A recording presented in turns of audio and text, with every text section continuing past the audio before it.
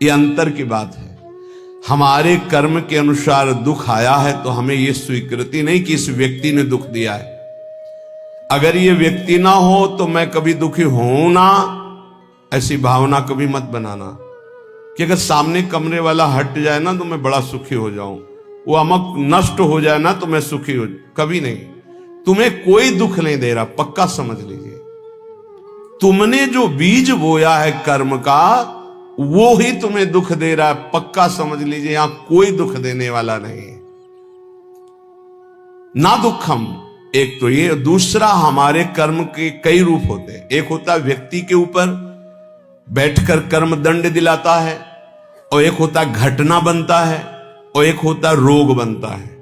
शरीर में विविध प्रकार की आदि व्याधियां, तो हमको विचलित नहीं होना है। यदि आप भक्त हैं, उपासक हैं, आध्यात्मिक मार्ग के पथिक हैं तो धैर्य रखिए। नाम जप से बहुत बड़ा बल मिलता है। सत्संग से हमारे अंदर विवेक जागृत होता है, सहने की सामर्थ्य आती है। बड़े से बड़े दुख को आनंद पूर्वक उपासक सह सकता है, विषयी भोगी पुरुष नहीं, संसारिक पुरुष नहीं। इसलिए ना दुखम, कोई भी दुख आपको विचलित ना कर पावे। ये तभी हो सकता है जब आपने मृत्यु का वर्ण कर लिया है। अब तो एक ना एक दिन शरीर छूटेगा ही, भजन नहीं छोड़ेंगे, सतमार्ग नहीं छोड़ेंगे। मृत्यु से बड़ा कोई दुख नहीं है, उसे हम पहले स्वीकार कर चुके हैं, तब इस मार्ग में चला जाता है। नारायण अति कठिन है, हरि मिलन की बाट, या में पग पीछे धरे प्रथम शीश दे काट। शीश काट का मतलब अपने अस्तित्व को आराध्य देव में समर्पित कर देना। अब जोई जोई प्यारो करे सोई मोई भावे, तो दुख किस बात का। देखो, प्रवचन कर लेना सरल है, प्रवचन सुन लेना सरल है, लेकिन जब ये बातें जीवन में आती हैं उस समय अपने को बचा ले। यही आध्यात्मिक साधक की पहचान है। अनुकूलता होती तो बड़ी कृपा भगवान की, और जब प्रतिकूलता रंग लाती है उस समय बोलो कि बड़ी कृपा हरि की। तुम्हारा प्रियजन पधार गया और बोलो हाथ उठा के, बड़ी कृपा हरि की।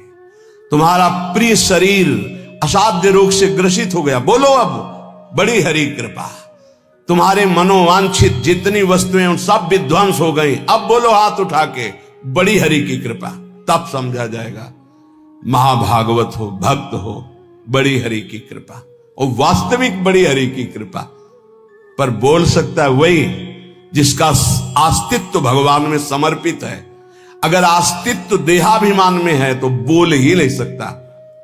हरि की कृपा प्रतिपल, नाशवान का नाश निश्चित होगा, अविनाशी का कोई नाश कर ही नहीं सकता है। ये बिल्कुल दिमाग में बैठा लीजिए। नाशवान का नाश होगा, आज नहीं तो कल होगा। अविनाशी को कोई मार नहीं सकता। तू अविनाशी है, तेरा शरीर और संसार ये सब विनाशी है। इसलिए न दुखम, दुख को भी स्वीकार मत करो। ना मैं कभी रोगी था, ना मैं कभी रोगी होऊंगा, ना मैं कभी दुखी था, ना मैं कभी दुखी होऊंगा। मैं आनंद सिंधु का बच्चा हूं और आनंद में ही रहता हूं। ये जो आनंद सिंधु सुख राशि प्रभु है, उन्हीं का ईश्वर अंश जीव अविनाशी चेतन अमल सहज सुख राशि। पर कई मिनट रुकते हो अपने स्वरूप में, एक सेकेंड नहीं। इसी देह में रहते हो हर समय, देह भाव में। इसीलिए सुख दुख निंदा स्तुति मान अपमान इनका प्रभाव खोखला किए दे रहा है। चिंता शोक भय ये जलाए दे रहे हैं।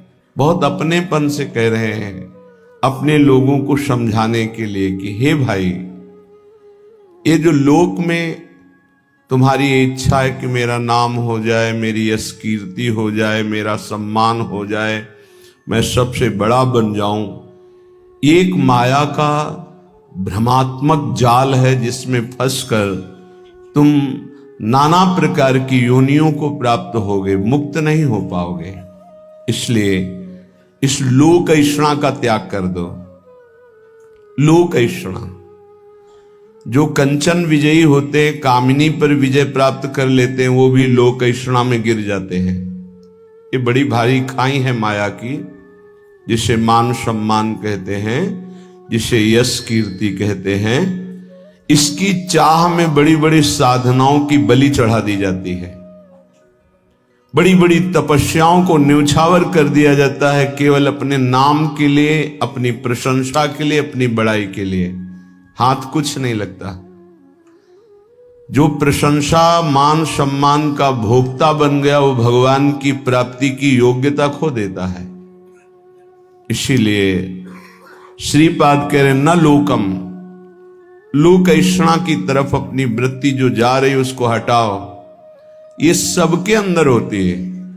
कुछ तो ऐसा करूं जिससे लोग हमें जाने। भगवान को तो जानना नहीं चाहते, तुम्हें क्या जान लेंगे। भगवान का तो शब्द नाम जप नहीं पा रहे, तुम्हारा नाम कौन लेगा। कितने बड़े बड़े चक्रवर्ती सम्राट हुए, बड़े बड़े महल, बड़े बलवान, कौन जानता है।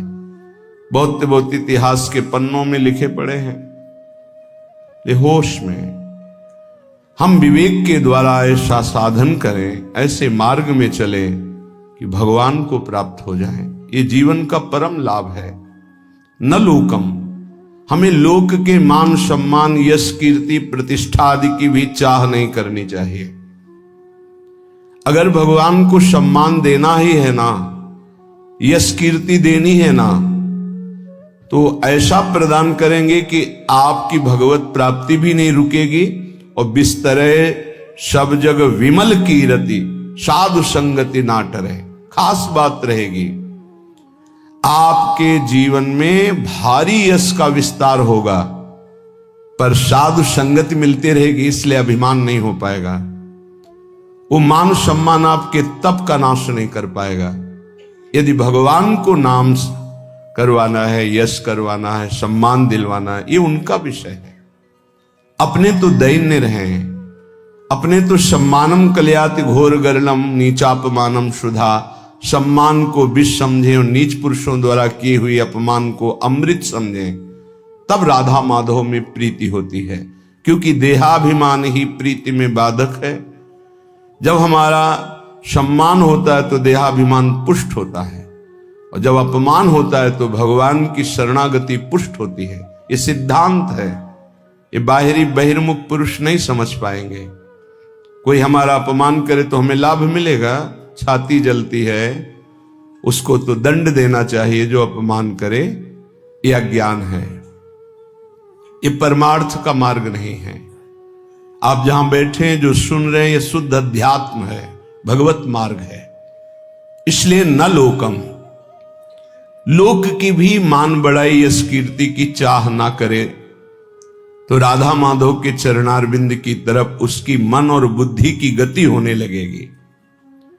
या ऐसा समझ लीजिए कि मन और बुद्धि में राधा माधव आकर विराजमान हो जाएंगे।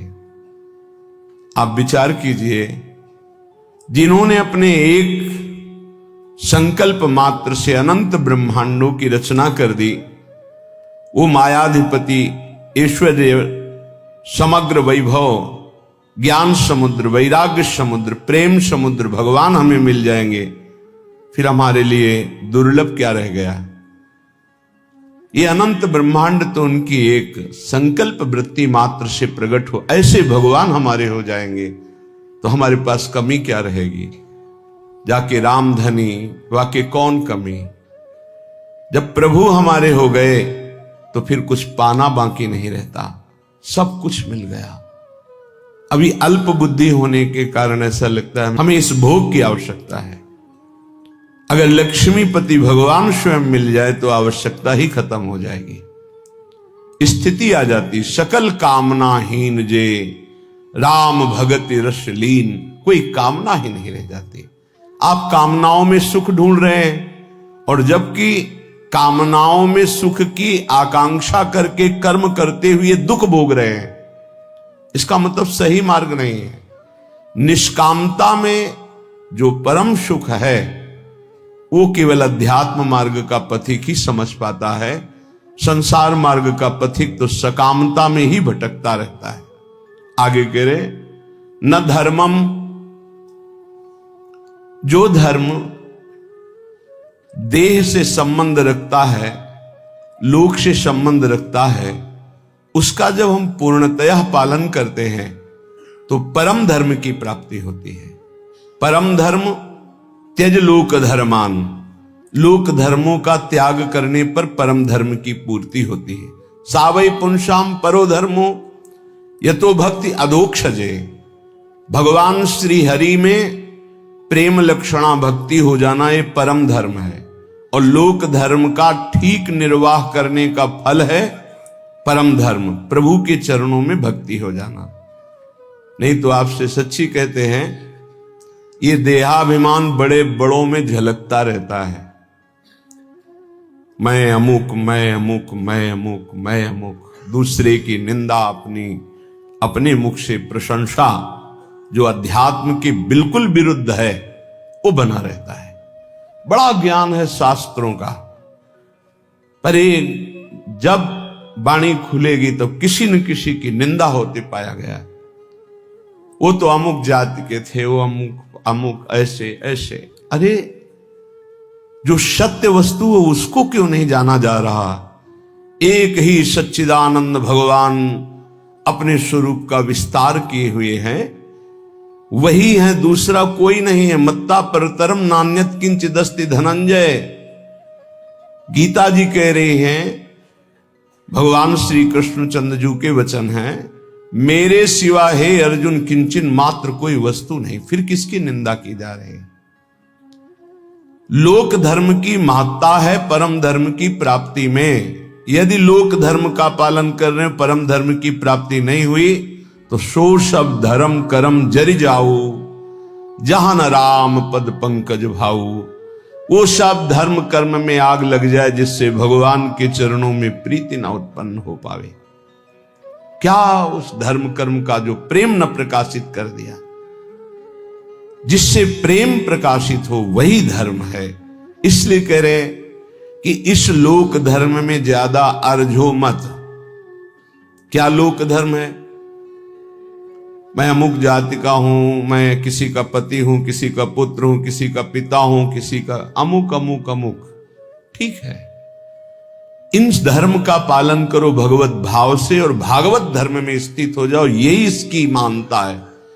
अगर केवल इतना ही करते रहे और प्रभु के चरणों में प्रीति नहीं, तो विश्वास कीजिए आपके हाथ में जो सत्य वस्तु प्राप्त करने के लिए मानव देह लगी थी, कुछ नहीं लगेगा। ये बहुत बार पति पुत्र परिवार ये सब खेल लाखों करोड़ों बार हो चुके हैं। हाथ आज क्या लगा है आपके? फिर वही नई सृष्टि, नया पढ़ाई, नई नौकरी, नई बैंक बैलेंस, फिर मरो फिर नया वही। कब तक चलता रहेगा? इसलिए न धर्मम, हम ऐसे धर्म को बराबर जीवन में पालन करें जिससे परम धर्म प्रकट हो। वो धर्म किस काम का जो परम धर्म से वंचित कर दे। इसलिए पति में भगवत भावना, पत्नी में भगवत भावना, पुत्र में भगवत भावना, माता पिता में भगवत भावना, अब ये आपको भागवत धर्म में स्थित कर देगा। मोह से तो सब कोई अपने परिवार में आसक्त है, भगवत भाव से तब बात बनती है। श्रीपाद कह रहे न गे हम, घर में विशेष आसक्ति मत करो। घर में श्री ठाकुर जी विराजमान कर लो, घर को ठाकुर जी का महल समझो, आप अपने को सेवक समझो, परिवार वालों को ठाकुर जी के जन समझो। नाथ सकल संपदा तुम्हारी, मैं सेवक समेत सुत नारी। तुम्हारा घर ही तीर्थ हो गया, तुम्हारा घर ही भगवान का मंदिर बन गया। जो रसोई में बने सबसे पहले ठाकुर जी को अर्पित करो। देखो तुम्हारा जीवन कितना उन्नति में, कितना शांत, कितना सुखद जीवन हो जाएगा। पापाचरण ही अशांति दुख क्लेश देते हैं, धर्माचरण ही सुख शांति देता है। कभी कभी भ्रम हो जाता है, धर्माचरण करने वाले में बड़ी दुख विपत्ति देखी जाती है और पापाचरण करने वाले में बड़ी उन्नति देखी जाती है। तो इसका आंतरिक रहस्य है कि अभी ये धर्माचरण कर रहा है, पीछे उसने जो पापाचरण किए हैं उनका फल लागू हो चुका है उसके ऊपर, इसलिए धर्माचरण करते हुए वो दुख भोग रहा है। और जहां दुख पापाचरण द्वारा प्रदत्त खत्म हुआ और इसके धर्म का प्रभाव आएगा, ये चमक उठेगा, इसका जीवन आनंदमय हो जाएगा। और जो पापाचरण करके उन्नति को दिखाई दे रहा है, उसका पुण्य फल लागू हो चुका है। जहां पुण्य नष्ट हुआ और वर्तमान का पाप और भूत का पाप दोनों जुड़ेंगे तो ये नष्ट हो जाएगा। इस रहस्य को समझें। इसको ऐसा ना माने कि पापात्माजन बड़ी उन्नति को प्राप्त होते हैं, पुण्यात्माजन दुख को भोगते हैं, ऐसा सिद्धांत नहीं है। उसके रहस्य को ना जानने के कारण अज्ञानी जन ऐसा कहते हैं। श्रीपाद कह रहे गृह में भी आसक्ति मत हो। क्यों? घर में आसक्ति अगर कर लोगे, ऐसी आसक्ति सुनी जाती, अरे हमने इतनी मेहनत करके घर बनाया, अब तो एक एक दीवाल की ईंट में हमारी आसक्ति है, तो छिपकली बनकर उसी में आओगे, उसी घर में रेंगोगे। अरे भाई, जब ये घर अपना नहीं है, पांच भौतिक, ये छूट जाता है, इसको आग लगा दी जाती है, तो और कौन सा घर अपने साथ चलेगा? इसलिए जैसे हम रह रहे हैं, घर ठाकुर जी का है, सेवक हैं, अपना समय व्यतीत कर रहे हैं, भगवत प्राप्ति के लिए मानव देह मिला है तो धर्म पूर्वक आचरण करते, नाम जप करते, धर्म पूर्वक धन कमाते, परिवार रूपी भगवान की सेवा करते, घर में भगवान विराजमान, मकान भगवान का। जैसे भक्तजन अपने मकान का नाम प्रिया कुंज, श्यामा कुंज, ये प्रियाजू का कुंज है, ये श्यामाजू का है, हम तो सेवक हैं। तो घर की अहम वृत्ति, मम वृत्ति का नाश हो गया। एक एक बात को समझ जाओगे तो भगवत प्राप्ति बहुत सरल हो जाएगी। न लोकम, न धर्मम, न गेहम और न देहम। ये शरीर जिसको हम इतना प्यार करते हैं कि मैं मानते हैं, ये केवल क्लेश ही क्लेश दे रहा है। यदि भजन ना हुआ तो इसका कोई महत्व नहीं। कहां गई हमारी वो बाल्यावस्था, कहां गई हमारी यौवन अवस्था? नाना प्रकार से इसको दुलार किया, इसको प्यार किया, इसको मैं माना, और ये दुख ही दुख दे रहा है, प्रतिक्षण क्षीण हो रहा है, ये नष्ट हो जाएगा। आज दिखाई दे रहा है चलता फिरता बोलता, कल इसका अस्तित्व ही नहीं रहेगा, मिट्टी में मिल जाएगा। इसलिए इस देह का अभिमान मत करो। ये देह तुम्हारा अविनाशी नहीं है, कुछ समय का है। बहुत होश में, बहुत होश में। इससे पाप मत करो, किसी को दुख मत दो, मनमानी आचरण मत करो, शरीर पोषण के लिए अन्य जीवों की हत्या करके मांस मत खाओ, प्रमाद स्थिति पागलपन बढ़ाने के लिए शराब मत पियो। ये वो बुद्धि भ्रष्ट कर देती है जो नरक ले जाती है। पराई माता बहनों की तरफ गंदी दृष्टि, पापात्मा का भाव मत करो। ये मनुष्य देह केवल पवित्र आचरण करके, धर्माचरण करके भगवत प्राप्ति के लिए मिला है सबको। इसमें ऐसा नहीं कि अमुक प्राप्ति नहीं कर सकता, नहीं। कोई भी हो, पुरुष हो, स्त्री हो, बालक हो, बूढ़ा हो, कोई भी वर्ण का हो, कहीं का भी हो, कैसा भी हो, सबको चांस है भगवत प्राप्ति का। मानव देह मात्र को अधिकार है भगवत प्राप्ति करने का, क्योंकि अन्य योनियों में विवेक नहीं होता, इसलिए वो उपदेश धारण नहीं कर सकते, वो भजन साधन नहीं कर सकते। हाँ, भगवत कृपा से यदि संयोग बन जाए तो अन्य योनियों में भी कल्याण हो जाता है। जैसे कोई बहुत बड़े भागवत के घर का कुत्ता ही सही, वो दरवाजे पे बैठा, खूब नाम कीर्तन हो रहा है, ठाकुर जी का भोग लगा, आरती हुई, उसको भी प्रसाद मिल रहा है, वो नाम कीर्तन सुन, उसका कल्याण हो जाएगा। भगत के घर के पशु पक्षियों का भी कल्याण हो जाता है। ऐसा कहीं बिरला ही संयोग बैठता है, नहीं तो मानव देह में ही भगवत प्राप्ति होती है। तो कह रहे हैं ये देह भगवत प्राप्ति के लिए इसका अभिमान करके गलत आचरणों में समय बर्बाद मत करो। जब आपके अंदर करने की शक्ति तो अच्छा करो, बोलने की शक्ति तो अच्छा बोलो, देखने की शक्ति तो अच्छा देखो। बुरा क्यों करते हो? बुरा का फल बुरा ही होगा। तो मानव देह बुराई मिटाने के लिए मिली, बुराई बढ़ाने के लिए नहीं मिली। बहुत अपने लोग अपनी महिमा को नहीं समझ पा रहे हैं, दूसरों से आशीर्वाद मांगते घूमते हैं। किसी का आशीर्वाद क्या करेगा यदि हम अपने आचरणों को ना सुधारें, हम अपने को प्रभु के भजन में ना लगाएं, हम शास्त्र आज्ञा से ना चले, तो दूसरे का आशीर्वाद लागू ही नहीं होगा, लागू ही नहीं होगा। आप हमारी बात को पकड़िए। और यदि आप धर्म से चल रहे हैं, नाम जप कर रहे हैं, पवित्र जीवन है, तो किसी से आशीर्वाद मत मांगो, सबका आशीर्वाद मिल जाएगा। विश्वास कीजिए, सुर नर मुनि प्रसन्नता ऊपर, सोई विजयी विनयी गुण सागर, तासु सूजस त्रैलोक उजागर। जितने सुर नर मुनि सब उस पर कृपा करेंगे जो धर्म से चलता है, जो भगवान नाम जप करता है। अगर धर्माचरण का त्याग कर दिया जाए, अपवित्र पापाचरण किया जाए, तो कोई नहीं बचा सकता।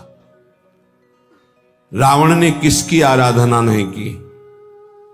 विचार करके देखिए, बड़ा विद्वान था, भगवान शंकर की खूब आराधना की, बड़े उच्च कोटि की आराधना की, लेकिन आचरण सही नहीं थे। तो क्या नहीं मिला उसको भगवान शंकर की कृपा से? लेकिन सर्वस्व नाश हो गया, रहा न को कुल रोव निहारा, आचरणहीन हो गया, धर्म भ्रष्ट हो गया, मनमानी आचरण। इसीलिए श्रीपाद कह रहे हैं कि आप अपने शरीर का अभिमान करके आचरण भ्रष्ट मत हो जाइए, आचरणों को सुधारिए। तुम्हारा शरीर अविनाशी नहीं है, एक सीमित समय के लिए आया हुआ है, ये दिमाग में बैठा लीजिए। इसको जाना है, इसको छोड़ना है, शरीर को नष्ट होना है, आज नहीं तो कल। इसलिए ऐसे आचरण कर लो कि तुम्हारी उन्नति हो जाए, तुम दुर्गति से बच जाओ, तुम्हारा पुनः जन्म अन्य योनियों में ना होकर भगवान के धाम में दिव्य रूप से निरंतर अनंत काल तक के लिए सुख भोगो। श्रीपाद कह रहे, न निंदाम, किसी की निंदा मत करो, क्योंकि दूसरे की निंदा करने से उसके पाप अपने ऊपर आ जाते हैं। क्यों बेमतलब में पाप की पोटरी बांध रहे हो? पर निंदा के किए ते आवत नहीं कछु हाथ, मूर्ख पर्वत पाप को ले चल अपने साथ। दूसरे की निंदा करने से अपने को मिलता कुछ नहीं है, उसका पाप हमारे ऊपर आ जाता है। बेमतलब पाप की पोटरी, दुख का कारण आप बना रहे हैं। दूसरे की निंदा करने से आप उसको नीचा दिखा पाएंगे क्या? नहीं। अगर वो नीच है तो खुद नष्ट हो जाएगा, अपना उसका कर्म ही उसको नष्ट कर देगा। किसी को कोई नष्ट नहीं कर सकता, उसका कर्म नष्ट करता है। को ना काहू के सुख दुख कर दाता, निज कृत कर्म भोग सुनु भ्राता। हे भाई, यहां कोई किसी को सुख दुख नहीं देता, अपना कर्म ही दूसरे की खोपड़ी में बैठकर जबरदस्ती हमारा अमंगल करवा देगा। हमारा कर्म, हम क्यों किसी की निंदा करके अपने पापों को बढ़ाएं? इसलिए ना निंदा, मना कर, किसी की भी निंदा मत करो। और कह रहे ना स्तुतिम, किसी की स्तुति भी मत करो, प्रशंसा। क्यों? क्योंकि किसी व्यक्ति के गुण से प्रभावित होना संसारिकता है। गुणमानी संसार, सेवकवाणी, गुणमानी संसार और सकल गुण प्रीत बिन। अगर कोई बहुत अच्छा आचरण कर रहा है, भगवान की कृपा है, उसमें भगवान की शक्ति विराजमान, हम उसको नमस्कार करते हैं, व्यक्ति को नहीं। हम व्यक्ति की प्रशंसा नहीं करते, हम प्रभु की प्रशंसा करते हैं। प्रभु ने इसे योग्य बना दिया, बस। अगर किसी व्यक्ति से हम प्रभावित होते हैं तो प्रभु से प्रभावित होने वाला महत्व तो अंदर जो बैठना चाहिए कि सर्वलोक महेश्वर भगवान हमारे स्वामी हैं, यह हट जाएगा। हमें भगवत भाव की प्रशंसा करनी, ना कि किसी व्यक्ति के पद की, गुण की नहीं। सर्वलोक महेश्वर भगवान कृपा किए हैं, उसको ये सामर्थ्य दिए हैं। जितने अंश में सामर्थ्य दिए हैं उतना वो प्रभावशाली है, पर हम व्यक्ति की नहीं, हम भगवान की तरफ देखते हैं। भक्त का लक्षण होता है वो भगवान की तरफ देखता है, व्यक्ति की तरफ नहीं। तो हमारी कोई बहुत बड़ाई कर दे, भलाई कर दे, कोई वस्तु दे दे, कोई मनोनुकूल कार्य कर दे, तो हम श्री भगवान की तरफ देखते हैं, प्रियाजू की तरफ देखते हैं, उस व्यक्ति की तरफ नहीं देखते कि धन्यवाद आपने, ये संसारिकता है, आपने बहुत बड़ा काम कर दिया, धन्यवाद। नहीं, जय हो प्रियाजू की, इसको निमित्त बनाकर प्रियाजू ने कार्य करा। हमारी आसक्ति प्रियाजू में, किसी व्यक्ति में नहीं। जीवन में ये सिद्धांत समझ लीजिए, यदि व्यक्ति से आसक्त होंगे तो इष्ट का भरोसा छूट जाएगा। फायदा क्या हुआ? कोई भी कितना हित करे, कितना भी हमारा मंगल करे, हम धन्यवाद नहीं देंगे, हम जय बोलेंगे, हमारे प्रियालाल की जय हो, उन्होंने इसे निमित्त बनाकर कराया है, जय हो प्रियालाल। हम उस भगवत स्वरूप को प्रणाम करते हैं, व्यक्ति नहीं, गुण नहीं, ये प्रियालाल की कृपा। देखो गोस्वामी जी से कह रहे, तात सुनहु माया कृत गुण अरु दोष अनेक, गुण या उभय न देखई, देखी सो अविवेक, गुण या उभय न देखई। भागवतिक गुण है, न किसी के दोष, न किसी के गुण, न किसी की निंदा, न किसी की स्तुति। सबसे बड़ा भागवतिक गुण है सब में भगवान को देखना। इस रूप में भगवान आ गए, इससे बड़ा सम्मान क्या होगा सामने वाले का?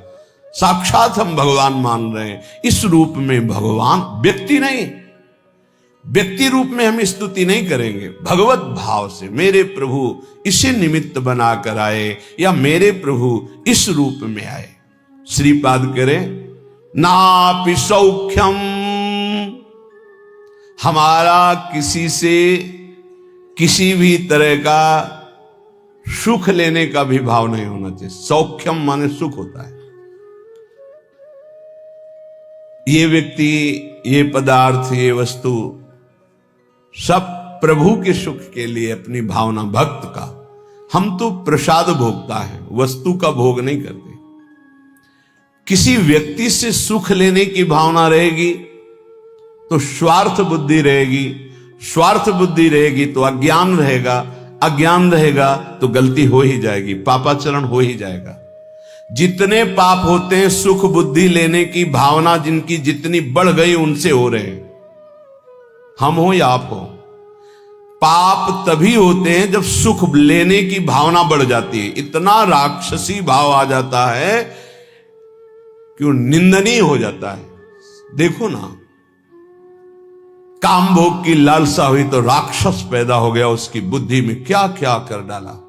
देखो ना, क्रोध भाव पैदा हो गया तो राक्षस पैदा हो गया, क्या क्या कर डाला। देख लो ये विकार कैसे हैं। किसी से भी सुख लेने की आकांक्षा में ही ये दोष पैदा होते हैं। उपासक वही है जो सुख देवे को चाहो। हमारे हृदय में दूसरों को सुख देना भगवत भाव से।